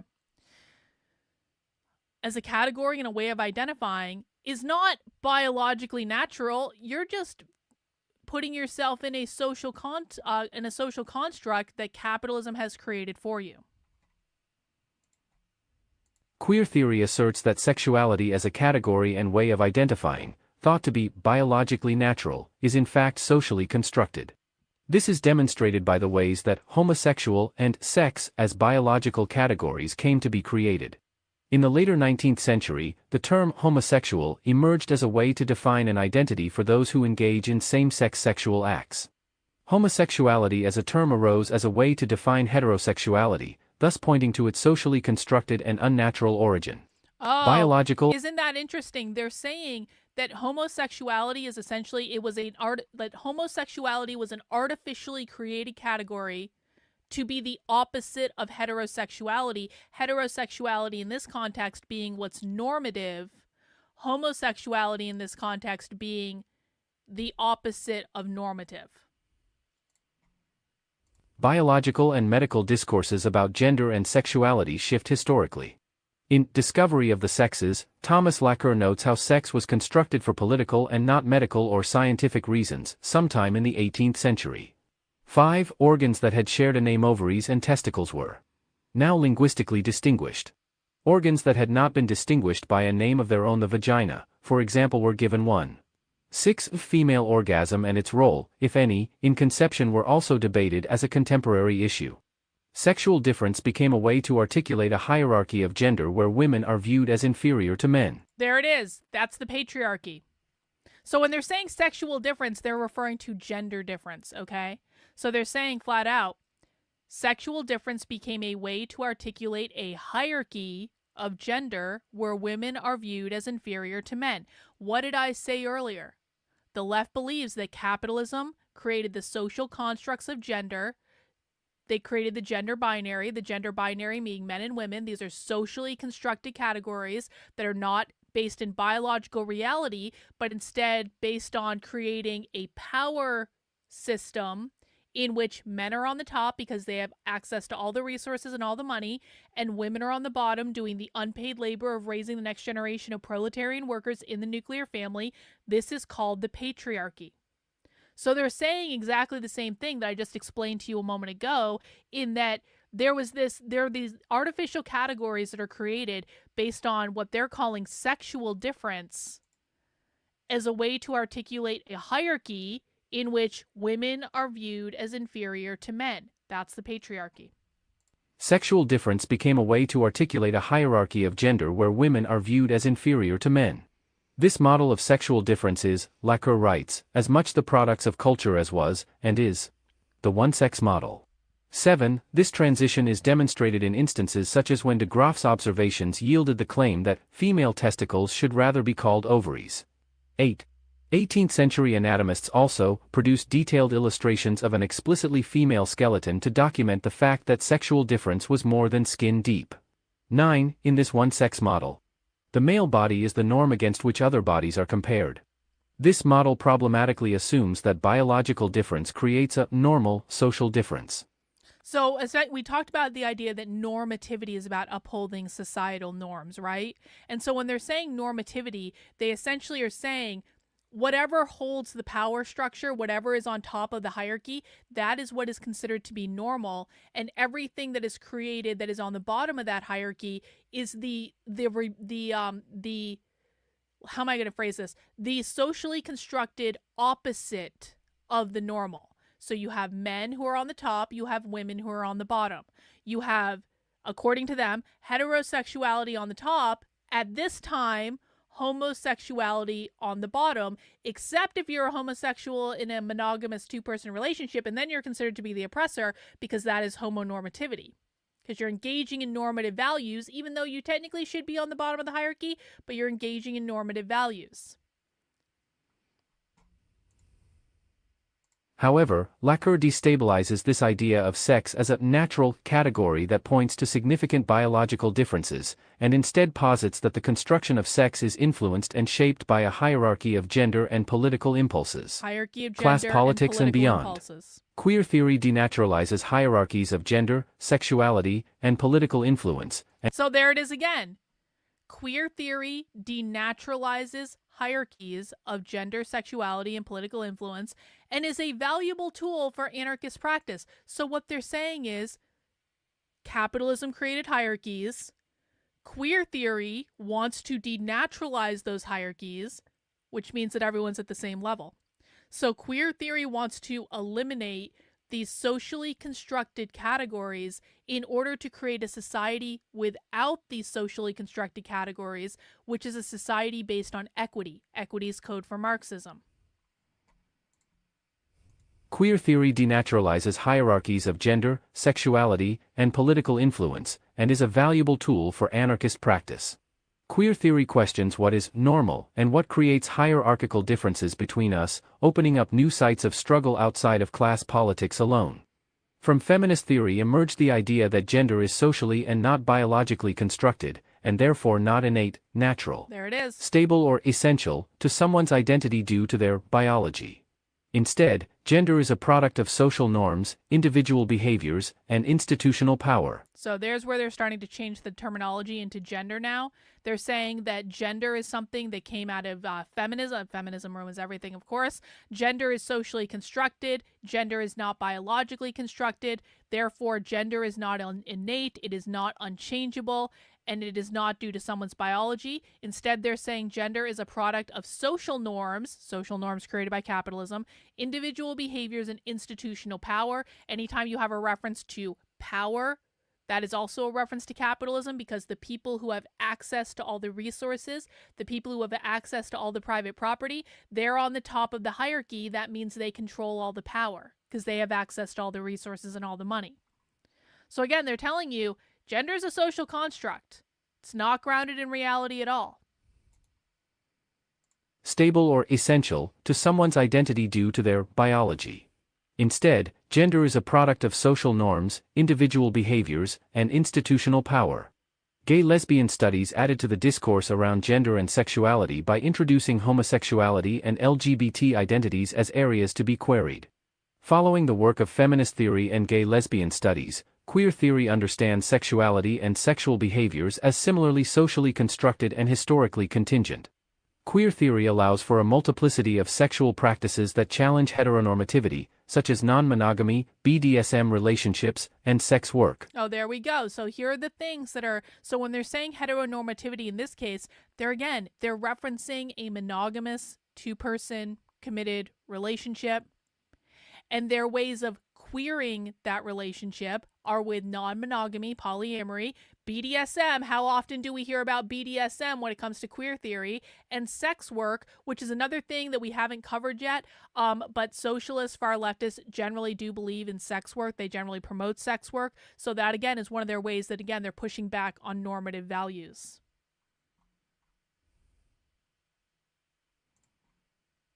Queer theory allows for a multiplicity of sexual practices that challenge heteronormativity, such as non-monogamy, BDSM relationships, and sex work. Queer theory opens up a space to critique how we relate to each other socially in a distinctly different way than typical anarchist practice. Where classical anarchism is mostly focused on analyzing power relations between people, the economy, and the state, queer theory understands people in relation to the normal and the deviant, creating infinite possibilities for resistance. Queer theory seeks... So there's your hierarchy when it comes to queer theory. In queer theory, the hierarchy is normal, quote-unquote, normal people on top and deviant people on the bottom. So that's an interesting way to look at it, right? Normal versus deviant. Queer theory seeks to disrupt the normal with the same impulse that anarchists do with relations of hierarchy, exploitation, and oppression. We can use queer theory to conceptualize new relationship forms and social relations that resist patriarchy and other oppressions by creating a distinctly queer anarchist form of social relation. By allowing for multiple and fluid forms of identifying and relating sexually that go beyond a gay-straight binary, a queer anarchist practice allows for challenging the state and capitalism. Oh, I'm sorry, what? What was that? By allowing for multiple and fluid forms of identifying and relating sexually that go beyond a gay-straight binary, a queer anarchist practice allows for challenging the state and capitalism. Why does it challenge the state and capitalism? Because capitalism is the thing that created the binary in the first place by creating the artificially constructed social constructs that created the hierarchy. The whole point of pushing back on these artificially created categories, according to queer theorists, is to abolish capitalism. And they believe the state is a fundamentally capitalist entity. They believe the United States government is capitalist. They believe the U.S. Constitution is capitalist. They want to overthrow both of those things. So when they're saying the state and capitalism, they're effectively saying the same thing because they believe the state is grounded in capitalism, and that's what's created all of these categories that are considered to be normative. As well as challenging sexual oppressions and norms that are often embedded in the state and other hierarchical social relations. Queer anarchism as a social form. A queer rejection of the institution of marriage can be based on an anarchist opposition to hierarchical relationship forms and state assimilation. Okay, so isn't that interesting? A queer rejection of the institution of marriage can be based on the anarchist opposition to hierarchical relationships. Why is marriage a hierarchical relationship? Because capitalism created the gender binary that put men on the top, women on the bottom. Women in marriage, and I'm saying what they believe, I'm not saying what I believe, women in marriage are charged with doing the unpaid labor of having the children, raising the children. That is what is assigned to them via their socially constructed role as women. Therefore, monogamous marriage is a hierarchical relationship because in their minds, men have all the power and the resources, and women are just doing the unpaid and devalued labor of the housework and raising the kids and that sort of stuff. A queer rejection of the institution of marriage can be based on an anarchist opposition to hierarchical relationship forms and state assimilation. An anarchist who takes care of someone's children as an alternative way of creating family can be understood as enacting a queer relation. Gustav Landauer in Revolution and other writings writes that the state is a social relationship, a certain way of people relating to one another. It can be destroyed by creating new social relationships, i.e., by people relating to one another differently. 10. As anarchists interested in working in areas of sexual politics and in fighting all oppressions, we can create a new, queer anarchist, form of relating that combines anarchist concepts of mutual aid, solidarity, and voluntary association with a queer analysis of normativity and power. We must strive to create and accept new forms of relating in our anarchist movements that smash the state and that fight oppressions in and outside of our bedrooms. I love this. I love this. We must strive to create and accept new forms of relating in our anarchist movements that smash the state, again, that's capitalism, and that fight oppressions inside and outside of our bedrooms. So effectively it's saying if you're in a monogamous relationship, you are being oppressed inside your own bedroom via the social constructs created by capitalism. One way that we can relate socially with a queer anarchist analysis is by practicing alternatives to existing state and heteronormative conceptualizations of sexuality. We can embrace a multiplicity of sexual practices, including BDSM, polyamory, and queer heterosexual practices, not setting them as new norms, but as practices among many varieties that are often marginalized under our normative understandings of sexuality. In polyamorous relationships, the practice of having more than one partner challenges compulsory monogamy and state conceptions of what is an appropriate or normal social relation. Polyamory is just one of the practices that arise when we think of relationship forms that can, but do not automatically, embody distinctly queer and anarchist aspects. BDSM. So now they're saying that polyamory is distinctively queer. And they're about to tell us about BDSM as well. BDSM allows for the destabilizing of power relations by performing and deconstructing real-life power relations in a consensual, negotiated setting. Oh my god! Do you guys remember how, like, maybe it was like over a year ago or something? We were watching a presentation from the University of Minnesota that was all about non-binary language, and they were talking about BDSM. And we were like, why are socialists obsessed with BDSM? And of course, the easy answer is like, oh, well, BDSM is a way of queering sexuality because it's kinky and all that stuff. But I actually went so far as to say on that stream, and I was like, you know, the thing about BDSM is really a dictatorship of the proletariat. Because and there's no reason I should know this, but in BDSM relationships where there's like a dominant and a submissive, it's actually the submissive that's in power. It's not the dominant, because the submissive has to consent to everything. And so, and if the submissive wants to stop at any point, all they have to do is say so, and the dominant person has to listen to them. Okay. And so that's a negotiated thing that happens in these relationships. And again, there's no reason why I should know that in particular, but I do know that. And so I said, you know what, maybe the reason that queer people like BDSM relationships is it's literally a dictatorship of the proletariat that flips the power structure. And this article just said the same thing. This article literally just said that BDSM is about the destabilizing of power relations. Has anyone ever been more vindicated? Has anyone ever been more goated? I was right again. BDSM allows for the destabilizing of power relations by performing and deconstructing real-life power relations in a consensual, negotiated setting. Queer heterosexual practices allow for fluidity of gender and sexual practices within heterosexual relationships. Although practicing these relationship forms alone does not make one a revolutionary, we can learn from these practices how to create new conceptualizations of social relations and, importantly, challenge normative indoctrination into our society's constrictive, limited, and hierarchical sexual culture. And I do like that it said, too, it said, like, listen, not everyone that practices these relationships is a far leftist, guys. So it's saying the same thing. So I think that this is really important because I don't want people to always make the assumption that just because a person likes a certain thing or does a certain thing that makes them a socialist, because usually it doesn't. But sometimes it does. Challenge normative indoctrination into polyamory as a queer anarchist form. Polyamory refers to the practice of openly and honestly having more than one intimate relationship simultaneously with the awareness and knowledge of all participants. This includes relationships like swinging, friends with benefits, and people in open relationships. The open and honest aspect of Congratulations, James Lindsay is officially queer. It puts it all in perspective, doesn't it? Why James was so wrong in his analysis on queer theory. Because it turns out, according to his stepdaughter, he's in an open relationship, which means he's in a queer form of relationship. Isn't that interesting? The open and honest aspect of polyamory points to anarchist conceptions of voluntary association and mutual aid.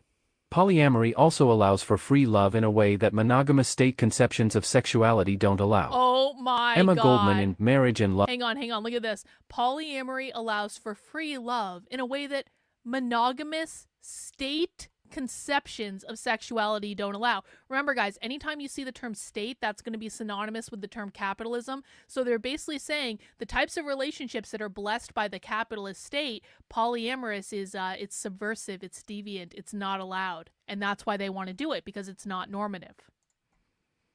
Emma Goldman in Marriage and Love writes, "Man has bought brains, but all the millions in the world have failed to buy love. Man has subdued bodies, but all the power on earth has been unable to subdue love. Man has conquered whole nations, but all his armies could not conquer love. Love has the magic power to make of a beggar a king. Yes, love is free, it can dwell in no other atmosphere. In freedom it gives itself unreservedly, abundantly, completely." 11. In free love. There is also an element here in which, so they haven't mentioned this yet, I kind of wonder if they will, but I have seen other places where queer anarchists have talked about marriage being a form of private property ownership, because when you enter into a marriage, they believe you become the property of the other person. And so it is kind of a way of saying, like, polyamorous relationships are a relationship in which no one is anyone else's property. I've heard that several times from queer activists before. And so if we go based on the definition of capitalism, which is private property ownership, and queer anarchists believe that if you enter into a state-sanctioned marriage, that is a form of private property ownership, in which if you're in a monogamous relationship, you are the property of the other person, then polyamory is about intrinsically pushing back on that idea of private property ownership by saying, you're not my property, we can fuck whoever we want. Renan, thanks for the super chat. James isn't beating the commie allegations I threw at him. Also, I'm right. I know.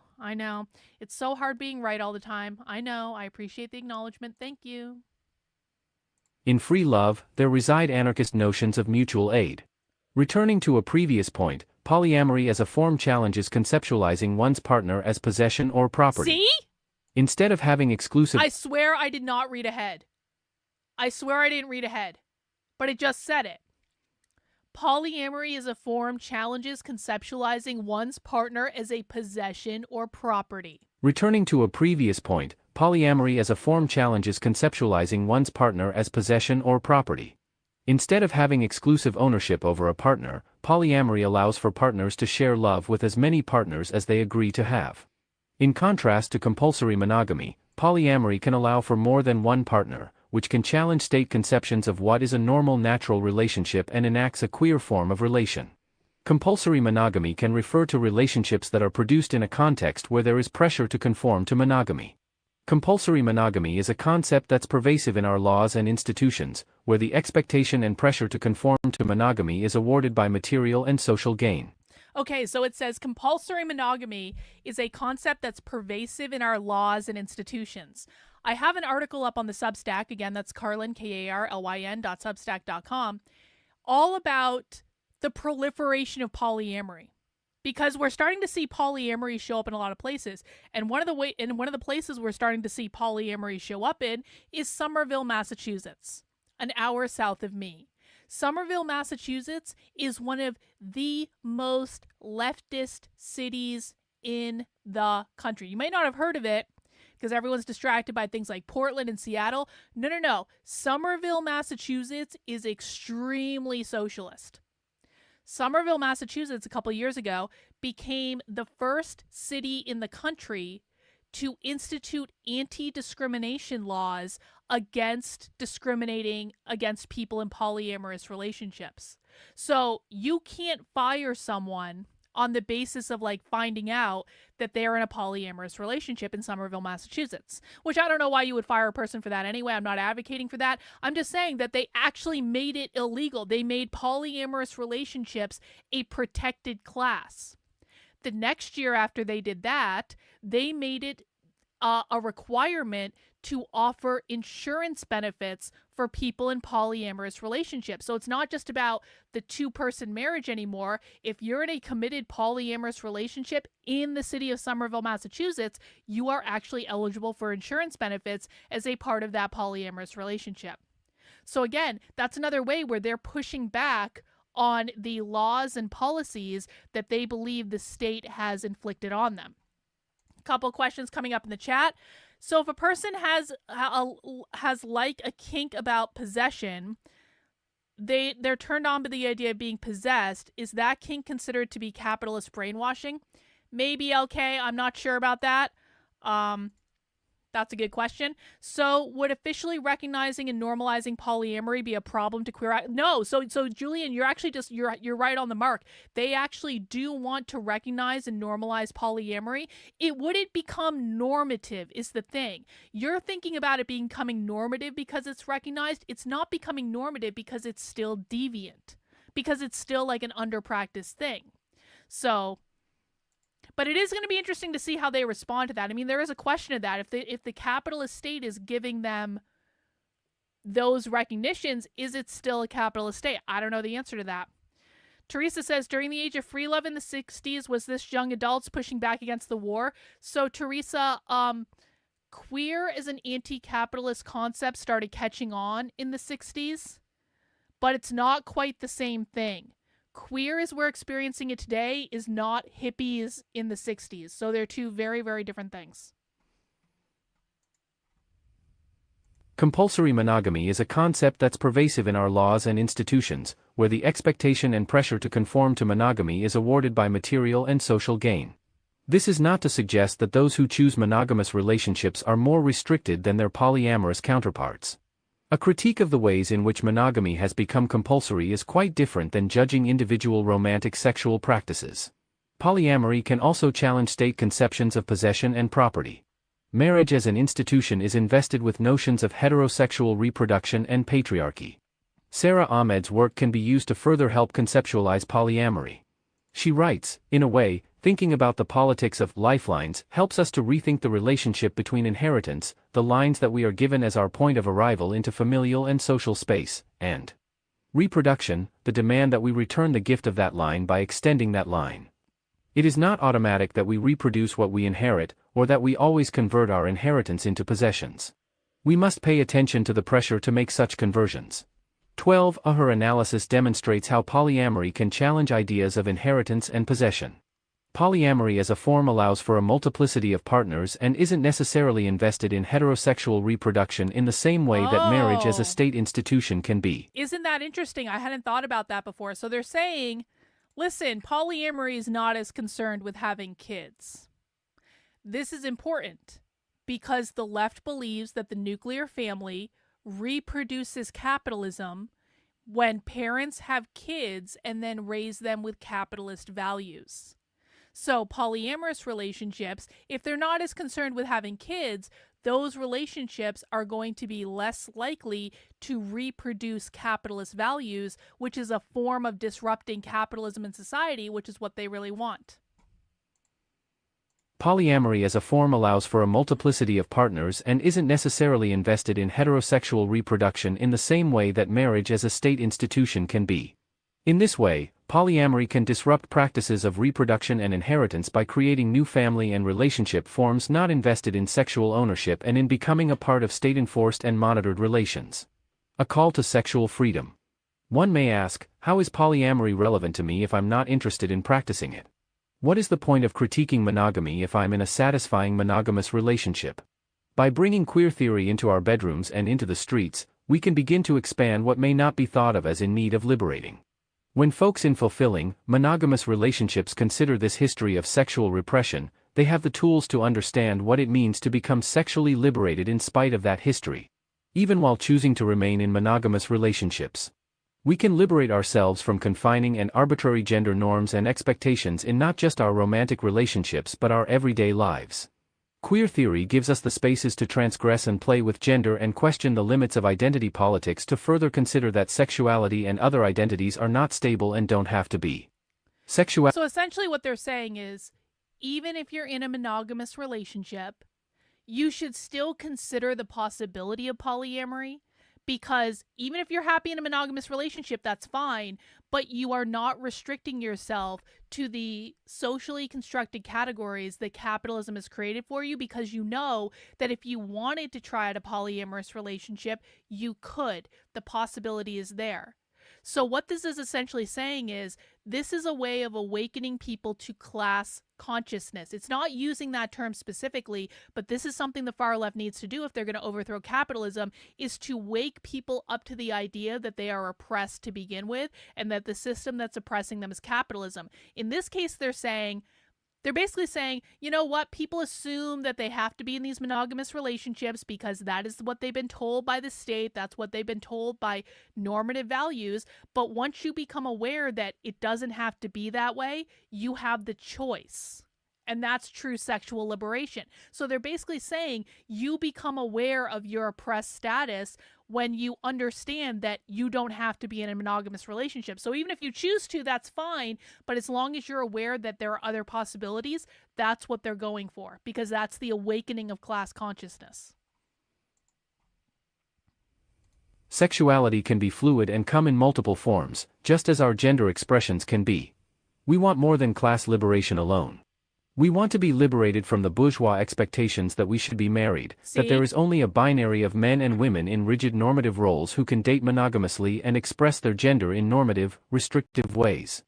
We should fight for gender liberation for our gender transgressive friends and comrades, and fight for freedom of consensual sexual expressions and love. This fight isn't just in the streets. It's in our bathrooms, where transgendered and gender non-normative folks are policed by people who don't acknowledge trans or other gender non-normative identities.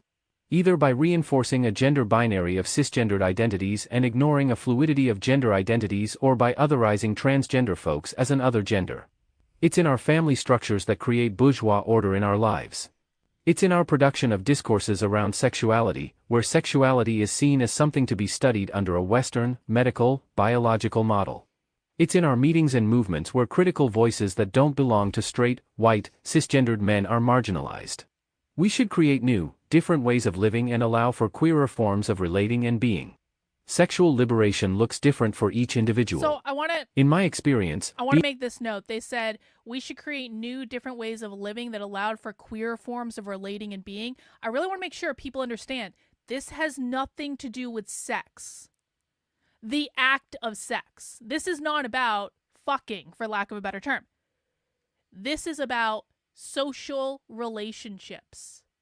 This is about the institutions that uphold our society. This is not about getting laid. This is not about having orgasms. It's not about having 20 different boyfriends or girlfriends or any of those things. That does happen, but I want people to understand this is not, because I can understand how conservatives are going to interpret this. They're going to go, this is all about like lust and, you know, all this stuff. That's actually not what it's about. It's about queering the forms of how we relate to each other as people. It's about undermining the things that uphold our society. That's really what it's about. And they're saying it directly when they say, we're just allowing for different ways of living and queer forms of relating to each other and being. In my experience, being consensually tied up by a friend and consensually flogged in a negotiated setting is liberating. Kissing or hugging someone who you've...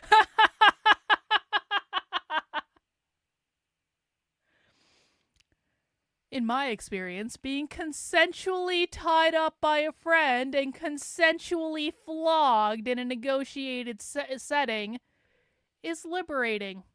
BDSM is a dictatorship of the proletariat. Kissing or hugging someone who you've carefully negotiated consent with is explosively satisfying. Being in an open, honest, polyamorous relationship for me created one of the most liberating romantic relationships of my life so far. However, sexual liberation is a deeply subjective experience. A problematic binary is set up in conceptualizing polyamory itself as a queer anarchist form and in potentially creating and reinforcing a new norm of polyamory as being superior to monogamy and other heteronormative relationships. Returning to Ahmed, what is significant in considering new relationship forms is the pressure to make conversions, and this should be considered as we form new ways of relating that challenge patriarchy, 13 capitalism, and heteronormativity. Oh, what's that? How were they concluding this? The very last paragraph in the entire article? What is significant in considering new relationship forms is the pressure to make conversions, and this should be considered as we form new ways of relating to that challenge patriarchy, capitalism, and heteronormativity. Patriarchy is a reference to capitalism because it's a reference to the gender binary that was created by capitalism.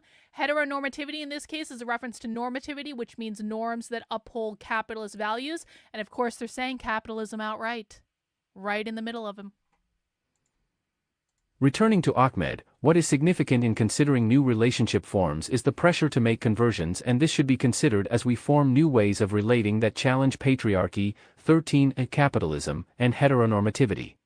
We must broaden our ideas around what anarchist sexual practice looks like, ensuring that smashing gender norms, accepting that sexuality and gender are fluid, unstable categories, and challenging pressures to be monogamous are as part of our anarchist practice as challenging state forms of relating.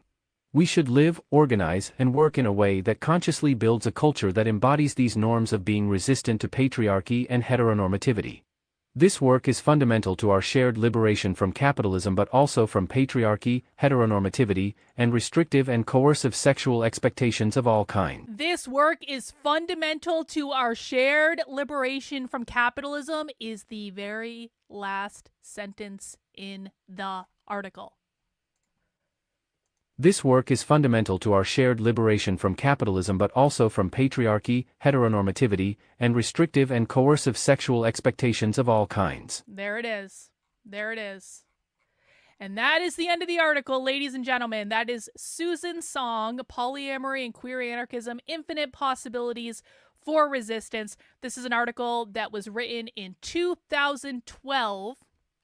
And it details how polyamory, BDSM, is essentially a rebellion against capitalism by far-left queer anarchists. And this will be going up as a live recording of the, Counter-Revolutionary Book Club, which you can find over on my Substack, which is Carlin, KARLYN.substack.com. This is a podcast that I'm doing breaking down the most far-left dystopian documents influencing far-left queer activists, gender activists, stuff like that. We've got a whole list of these documents that we're going to be reading as part of the book club. You can find that list on the Substack. It's called The Dystopian Documents Queer and Gender Activists Are Reading. It's right under the book club link at the top, and that will take you in, and that way you can read along with these documents with us. You can break them down with us. You can read ahead if you want to get ahead of the game. The very next document we will be analyzing is going to be Against the Gendered Nightmare, which is one I have actually not read before, so I'm looking forward to that. It says it frames gender as an oppressive system rooted in powers and control. I am shocked, I say, that is going to be the topic of next time. So guys, we'll be returning for the next episode of the Counter-Revolutionary Book Club very soon. In the meantime, please make sure you subscribe. Subscribe on the Substack, subscribe in Apple Podcasts, subscribe in Spotify. You can find the link over if you go to the Book Club podcast. Just click into one of the episodes. I'll show you on the last episode, Towards the Queerest Insurrection. You can find the Apple Podcast link, the Spotify link, Pocket Cast, whatever you would like to subscribe on. And make sure you catch the last episode too, Towards the Queerest Insurrection, because it was pretty great. All right, guys, that is all I've got for this time around. I will see you guys tomorrow at 5 p.m. Eastern Time. Take care. Have a good one. We'll see you soon. Bye.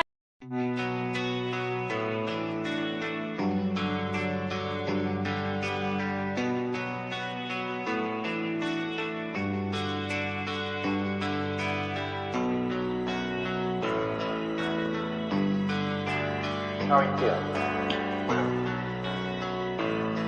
How long have you been here? 3 months, May 17th. And what brought you here?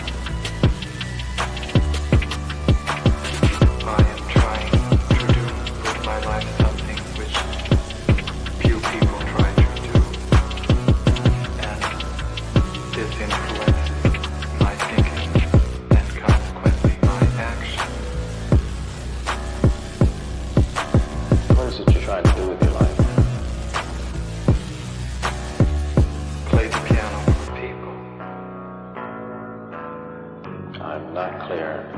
How is it that playing the piano for people has eventually resulted in your being here in the hospital?